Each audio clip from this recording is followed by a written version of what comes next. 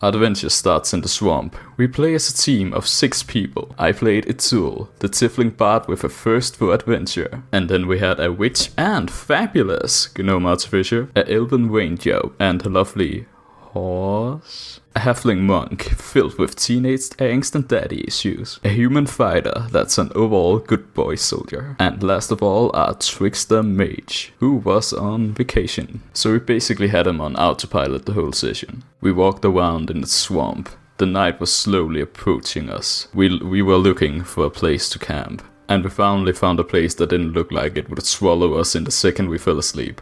We began to look after some dry wood so we would be able to start a campfire, but we failed to find any. Suddenly, our lovely gnome got an idea. I have these magical beans that have a chance of creating a bonfire, maybe even a whole-fledged camp. Do you think I should plant one? And I was like, yeah, do the thing, plant that bean. The gnome placed the bean in the ground. Roll the dice.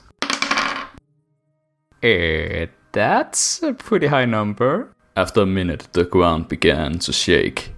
A triangle came up from the ground. The party looks understandably quite worried at the triangle, as it rapidly begins to grow faster and faster. Okay, let's run. The party went to the side, and when they finally got to safety, they turned around and saw that a freaking pyramid just spawned in the middle of the swamp.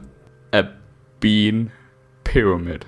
The whole party was like, and you could see on the DM's face, he was like, that wasn't planned. Shortly after that, someone in the party said, let's see what's inside. Maybe we can stay there for the night. So we walked around the pyramid and found the entrance. The swamp water has already managed to get inside of the pyramid. It goes up to our ankles, or knees for our small people. We go inside the pyramid in this hallway until we find a set of stairs. We come up to a mostly empty room with only a coffin inside of it. The group walks up to the coffin and the monk begins to investigate it. He recognizes some of the symbols on the coffin and tells us that this is some pretty evil stuff. We proceed to, of course, open the coffin. Inside there's a corpse covered in bandages and jewelry, holding a golden bow. The artificer then tells the party that that is a mummy and we should probably just leave it be. As he says that, the rest of the party looks at the bow like, should we? I think that's a bad idea. Don't you worry, I got this. I then proceed to stab the mummy in the head, with the idea that if it tries anything, we would have the advantage. Our ranger then takes the bow out of the mummy's arms. We begin to inspect the bow when suddenly the mummy grabs my sword. My strength was no match. He pulls it out of his head and then proceeds to throw me across the room. He looks around, most of us are unable to move. We are now paralyzed. He begins to slowly walk towards me. He looks at me and he shoves his hand into my belly. And I immediately go unconscious. As he takes his hand out of me, some black fluid begins to flow from the 5 holes in my stomach. He turns around and looks at the reindeer holding his beloved bow. The mummy walks up to her and rips the bow out of her fingers, breaking most of them in the process. After a while, we manage to escape to the bottom floor. Luckily for us, the mummy isn't that fast, or so we thought. As we walk towards the exit, a tornado of sand passes us. Now the freaking mummy is blocking our only way out. We got pretty desperate, so we got the idea that we all kneeled for the mummy to show that we were truly sorry for what we have done. And the mummy actually accepted the apology. He begins to slowly walk back to his coffin. After the mummy got upstairs, we all took a head up, and we hear above us, which roughly translated to, who gave you permission to stop? We then hear that something is coming from upstairs, and decides to take our unconscious friends and run. From the stairs we begin to see a swarm of meat-eating crickets begin to take form. As we're running, our artificer begins to stumble and fall behind. The crickets are catching up to us. Go, just go without me. The monk runs up to him. No, I can't let you die here. He threw the artificer with all his might towards the exit. We were all running as quickly as we could, but the monk wasn't fast enough. The rest of us managed to get out in time, but sadly a monk got devoured by crickets. Outside, one from the party investigated my wound. It looked like I was infected with mummy rot, and it wouldn't be long before I would turn into dust. It seems like this was the end of it all. But not all hope was lost just yet, because some sessions earlier I managed to obtain the deck of many things. And one of the cards I have managed to pull out of it just happened to be the card of fates, which would allow me to avoid or erase an event like it never happened.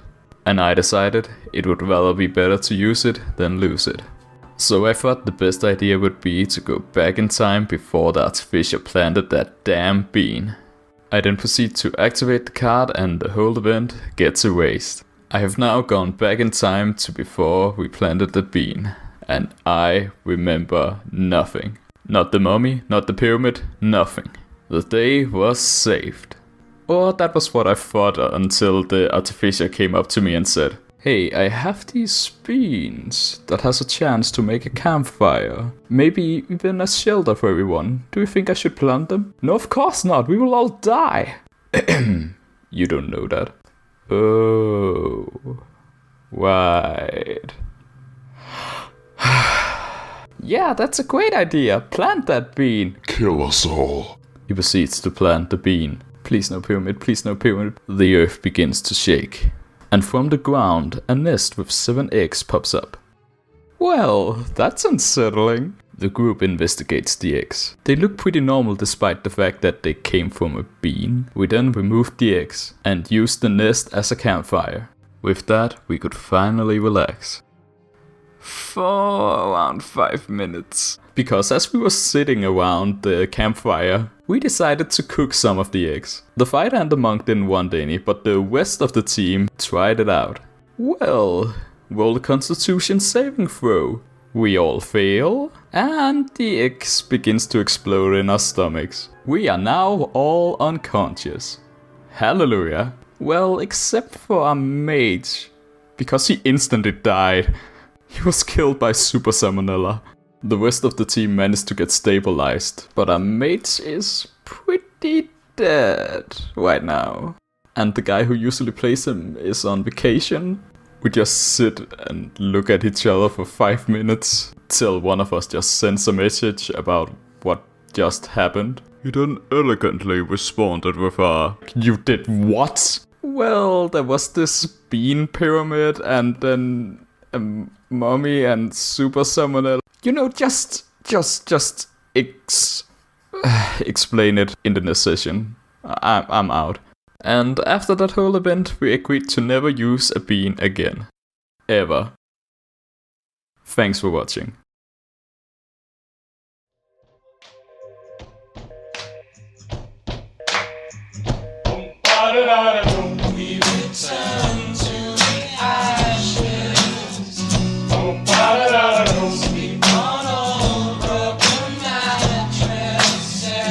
It's finally done. That video took a little longer to make than I anticipated. All of a sudden you get a little more respect for the puffins and dingoes that do this on a regular basis.